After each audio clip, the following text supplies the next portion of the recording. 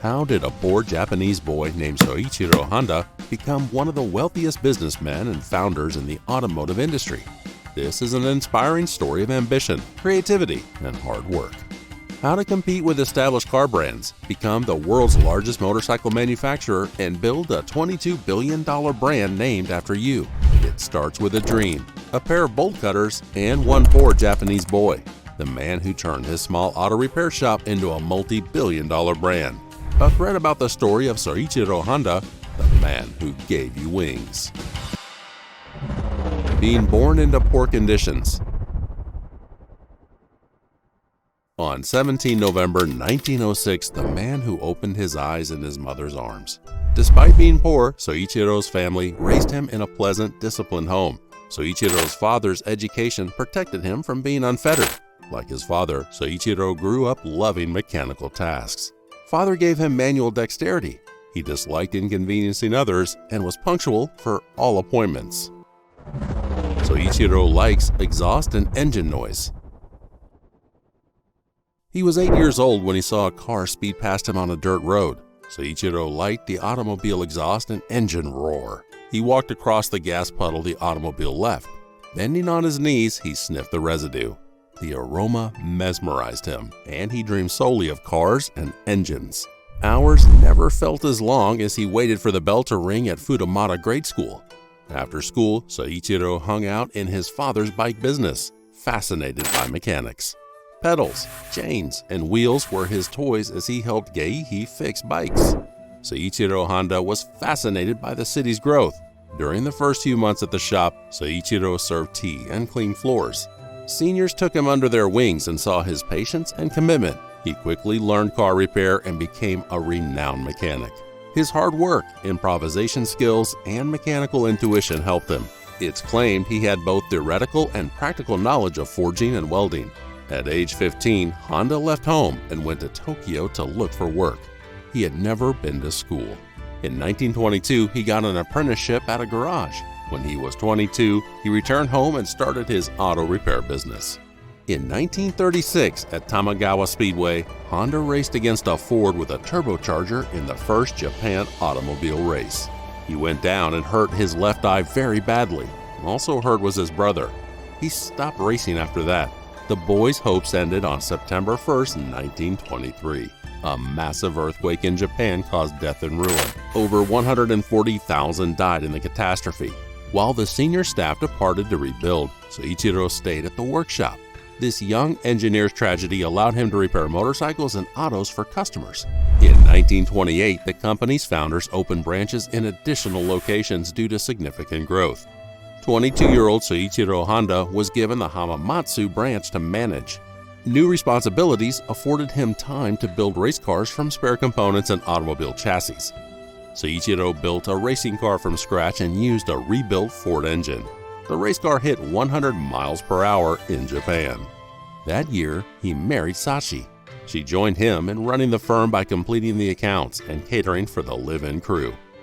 As a racing fanatic, Soichiro drove his automobile until a 1936 accident nearly destroyed his life and career. At his wife and father's urging, he quit racing. The manufacturer who didn't care. In 1937, Soichiro Honda put $3,200 of his life assets into Tokai Seiki heavy industry. His experience helped him open his plant in Hamamatsu. Later, the company supplied piston rings to Toyota and the Imperial Japanese Army and Air Force. Soichiro learned his first production lesson when the 3,000 piston rings he supplied to Toyota failed quality inspection. The corporation only considered 50 of 3,000 rings, reducing Soichiro's profit. But Soichiro Honda learned a lesson in quality control and was back in business. During the Sino-Japanese War and World War II, sales soared. It was particularly frustrating for Honda, which couldn't produce race cars. The company was full of inexperienced women. Then he saw the need to automate production. The attack on Pearl Harbor drew Japan into war. In reaction, the Allies destroyed Hamamatsu Air Base. In the air raid, Honda's plant was damaged.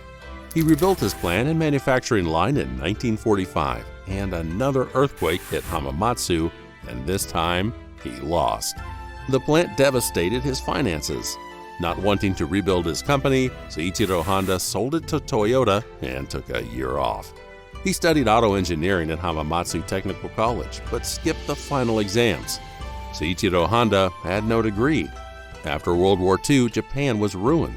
Both public and private transportation were affected. The country showed courage to regain pre-war glory. All sectors produced affordable, high-quality products.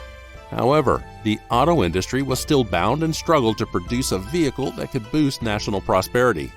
In 1946, Soichiro founded the Honda Technical Research Institute. Soichiro fitted Army two-stroke radio engines to bicycles. This cheap motorized vehicle was a hit for those who couldn't afford a luxury car. In 1948, he opened a motorcycle factory. Research and development led to Type A. Honda was one of 200 automakers in the country, so competition was high. Ingenuity and word of mouth made Type A a hit. The dream Type D changed the Japanese motorcycle industry forever. The company's finances could have been better. Soichiro was a considerable engineer, but a terrible businessman who couldn't control costs or profits. The company's fast losses threatened Soichiro Honda's dreams. At this point, fate dealt him Takeo Fujisawa, an ace mechanic. Honda launched. In 1950, Fujisawa met Soichiro, a maverick motorcycle manufacturer, at his plant. They talked for hours about cars. By day's end, Fujisawa had a job but still needed a formal contract. Fujisawa ran the company while Soichiro Honda worked on R&D. In every factory section, quality was high. Superior engines became Honda's top priority, so Type E was launched. The four-stroke motorcycle had 5.5 horsepower. Fujisawa's business savvy led to the Type Cub, a 50cc light motorized vehicle. This low-end model won the hearts of thousands of Japanese carless. Rising companies built new factories and R&D labs to meet demand. Honda Motors went public in 1955. The company's stock was traded in Tokyo. Honda Motors was Japan's top motorcycle maker by 1956. In this way, Soichiro Honda and his friend Fujisawa made millions. The company motto was Soichiro Honda's Three Joys. In the late 1950s, when the Korean War was still going on, American troops relied heavily on Japanese cars for logistics. This made Honda sales go through the roof. Even the shipping and steel industries grew because of the war. Honda was the best logistic partner for the U.S. military because of its high quality, strong engines, and low maintenance costs. Fujisawa saw a chance for the company to grow, so he created a high production system that worked well. Honda Motors' financial records have always looked better. Soichiro Honda was 52 years old, but still a boy at heart. He was never afraid to get his hands dirty. Honda motorcycles had a significant impact on the growth of the country. Honda was Japan's top motorcycle maker. Harley-Davidson and India controlled the U.S. motorcycle market in 1959 when Honda Motors joined. The company opened in Los Angeles but needed help to draw customers. Most Americans assumed only crooks and cops rode motorbikes. Honda tried to alter its image. Honda used a novel technique to reach potential customers. Their motorbikes are displayed in hardware stores, sports shops, and supermarkets. Super Cubs altered how young Americans traveled around. American Honda sold 15,000 units in its first year, a lot for a foreign manufacturer. But Soichiro aimed to sell 15,000 copies a month. As usual, Honda salesman Fujisawa sold the company's products in a distinctly Japanese fashion. The sales staff traveled with bikes and Honda trucks. They only sold directly to dealers. New distribution methods increased sales for the company. The 1958 Super Cub was redesigned for the U.S. market. People believed the tidy, nice-looking bike was the best. It was straightforward to use, cheap to maintain, and featured a step-by-step design. The American Super Cub had a 50cc, 4.5 horsepower engine and was the most fuel-efficient motorbike in the country. Honda's Super Cub. The Honda Motor Company had penetrated the American motorcycle market, but Soichiro wanted more. He shocked his R&D team by announcing they would start racing motorcycles. His need for speed had returned. The Honda racing team challenged its rivals at the Isle of Man race in 1959. What seemed audacious was a strategic move to advance the company's technology. Racing technology was later used in consumer motorcycles. Engine failures and other technical issues marred the team's Isle of Man race. Soichiro Honda took it in stride as a necessary part of growth and led his team to success. In 1961, Honda's racing team took 1st through 5th place in the 125 and 250 cc classes, respectively. Four-wheelers. Soichiro shocked his researchers by announcing the company would start making cars. It was a practical move because the company had the resources and technical expertise. But Japan's trade and commerce industry didn't license new car factories. It was a setback for car lover Soichiro Honda.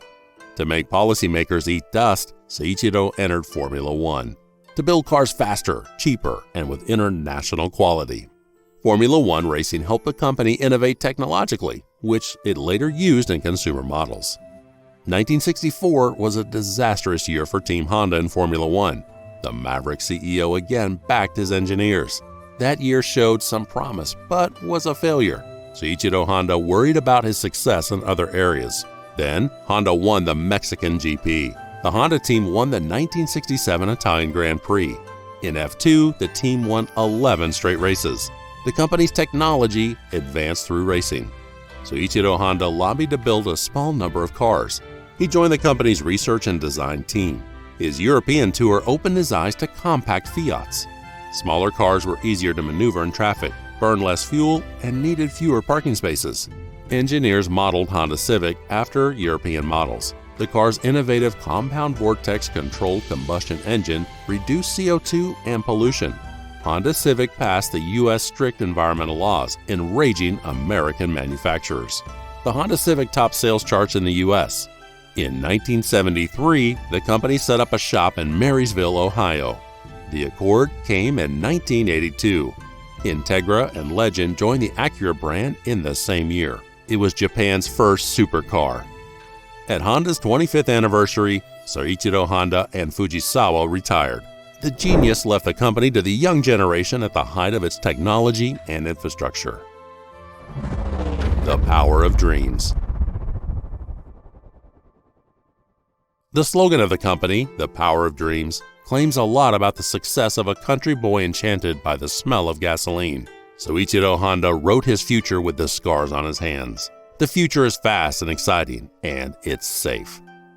Remember to subscribe to our channel for more. Also, set up your bell icon because we'll be back sooner than you think with another fantastic story.